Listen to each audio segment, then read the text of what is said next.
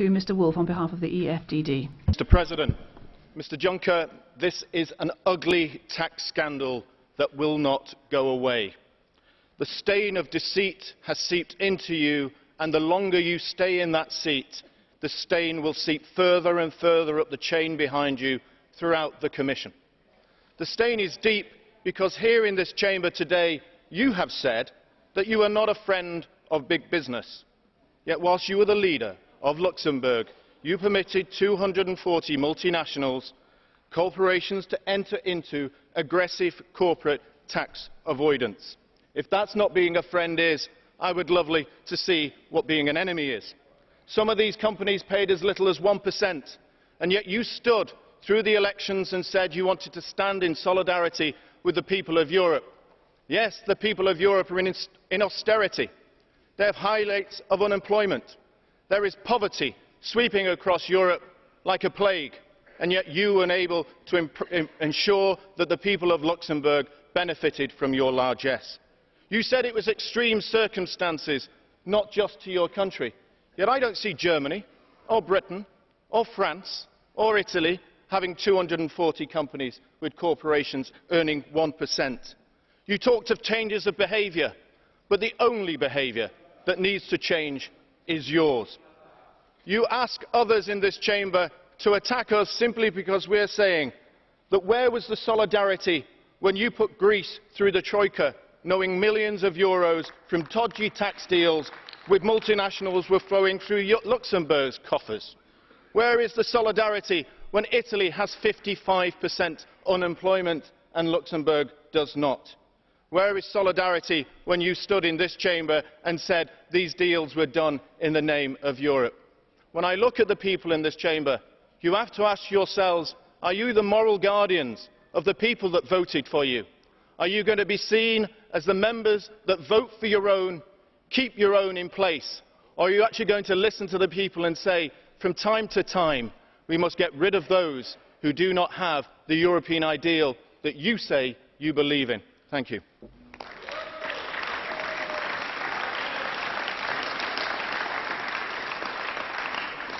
Mr Zanni, you have the floor. Thank you, President. In the last few days, reading the comments and the statements of many colleagues, I had the impression that everyone was very irritated by this embarrassing situation which concerns the newly elected President Juncker. And so I hope that there's going to be lots of support for this motion of censure. But I think, unfortunately, the situation will be different because this House has shown over the years that it is the temple of European hypocrisy. Allow me to make a brief summary, starting with what the GUI group has said. They haven't realised that recently we've celebrated the 25th anniversary of the fall of the Berlin Wall. Perhaps the GUI group should realise it's time to cooperate with those people who think they're beneath content below them. We don't accept lessons in democracy from anyone, because we've seen over the recent months what the understandings of democracy are in this House. We have a different view and we're very proud. And to the Greens, I'd like to say the time has come to choose which side of the fence they want to be on, either with the big grand coalition which governs Europe or alongside us in order to change Europe. You've got to decide. You can't carry on sitting on the fence. And as a clear choice has been taken by the Liberals after suffering in the European elections, they're now totally subservient to the Socialists and the Christian Democrats, but they do have pro-European traditions. I would have expected them to have stood up and shown pride, because Mr Juncker has shown that he is the antithesis of the European ideal. But I'd like to dwell for a moment on the Socialist colleagues and their President, Mr Pitella, who had said in recent days that he wanted explanations from Mr Juncker, otherwise he would have voted in favour of this motion of censure. Are you happy with the non-replies from Mr Juncker? How can you believe that he will do what he's theoretically promised if, in fact, he's always behaved in the opposite fashion? Chairman Pitella, have you asked yourself whether Mr Juncker is on the side of the citizens or on the side of the tax evaders? We all know very clearly what side Mr Juncker's on, and he's not on the side of European citizens. As Prime Ministers of the Grand Duchy, he actually stole millions of potential revenues for member states and put them in the pockets of the multinationals. I think it's paradoxical that to defend the interests of European citizens, it's only us defending the identity of Europe. We're the so-called Eurosceptics, and we're defending the citizens. All you're doing is defending the interests of the friends of Mr. Juncker, defending capital, big capital, defending multinationals. Mr. Juncker, you are the worst possible image of this Europe, and when you were heading the Eurogroup, you supported all the failed European economic policies. At the same time, instead of helping Greece, you were actually stealing millions from the coffers of the inland revenues of all the member states in order to put it into the hands of the multinationals. If you had a crumb of dignity, you would resign. You don't deserve to represent the Europeans, and I think we can send out a signal that the change is coming, the change that Europe needs. And so we're giving you all the opportunity to demonstrate that this European Parliament is the only institution with legitimate support of the citizens. You're there to look after the interests of the citizens, not the interests of the banks and the big powers and the multinationals. Thank you very much.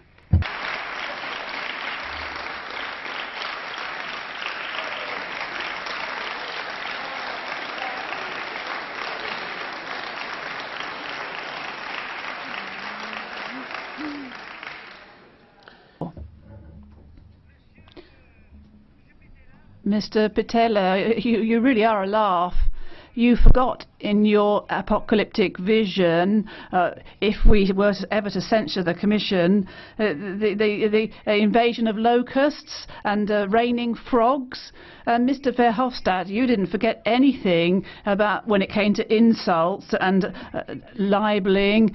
You were just burping out insults. I can find no other word in the very rich French vocabulary to describe your speech. And the reality is that thanks to the documents leaks, we've now got a further proof that Luxembourg is avoiding massive tax evasion in Europe. More than 300 multinationals have signed up agreements with the Grand Duchy in order to get big discounts on their tax. And once they get their discount, the profits then go back to Luxembourg through various financial tricks. And this means that you're siphoning off the revenue of member states, including France. And French citizens will be pleased to hear that thanks to Mr. Juncker, they had to pay more tax in order to make up for the loss of revenue flowing into Luxembourg and organised by Luxembourg. Luxembourg's not the only country concerned, but it has a crucial role to play when it comes to the accounting systems of multinationals.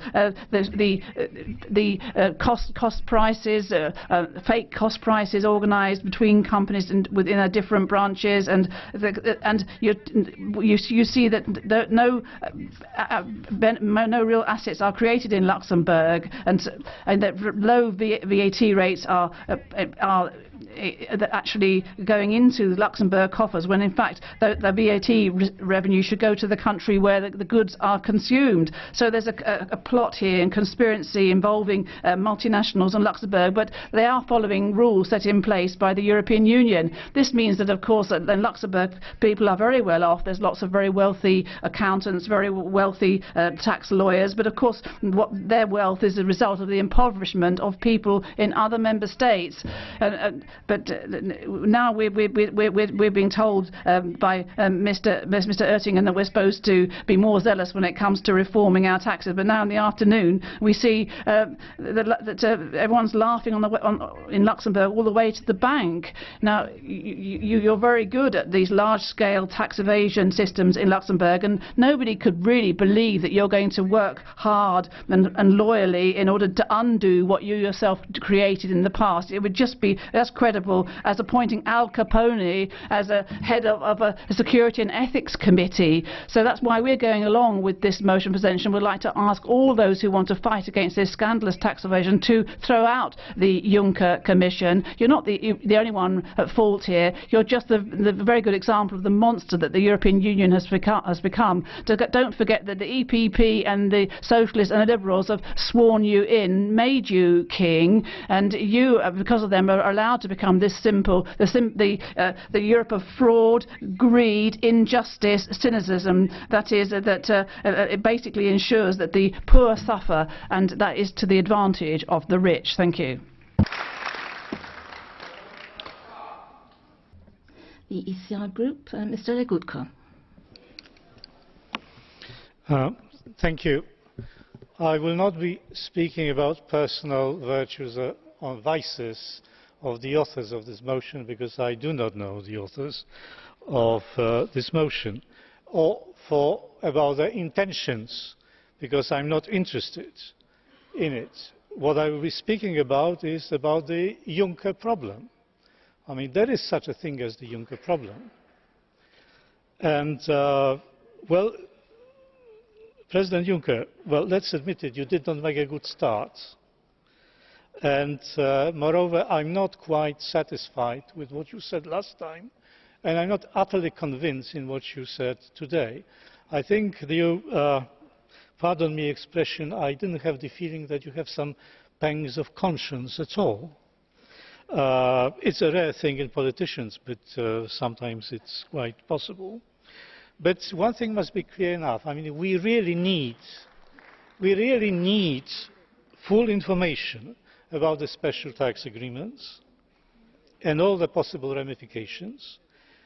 And when I said we need it, we meaning the European peoples, the peoples of Europe against whom these agreements were directed, including my own country, which lost approximately several or more billions of euros as a result of the unethical ingenuity of the leaders of Luxembourg. And that's not a minor issue. When I'm saying we, I also mean the MEPs, the majority of whom voted for you not long ago. And also, it's good for you, President Juncker, you yourself, who needs it. Because whatever you will do as the President of the Commission, the shadow of the scandal will follow you with your name attached to it until the matter is settled once and for all. And who should do the investigating and the explaining?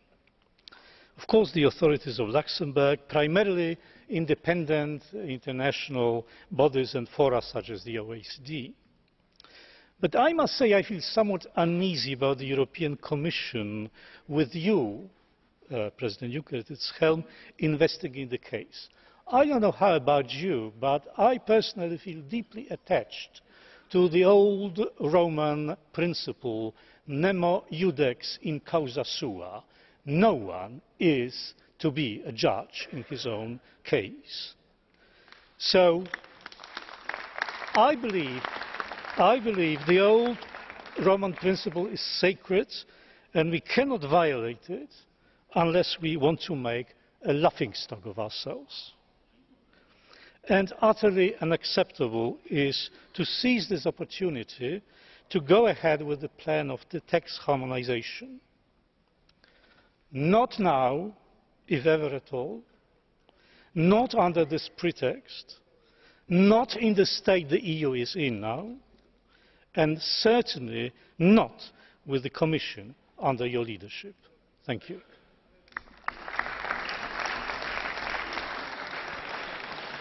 Für die liberale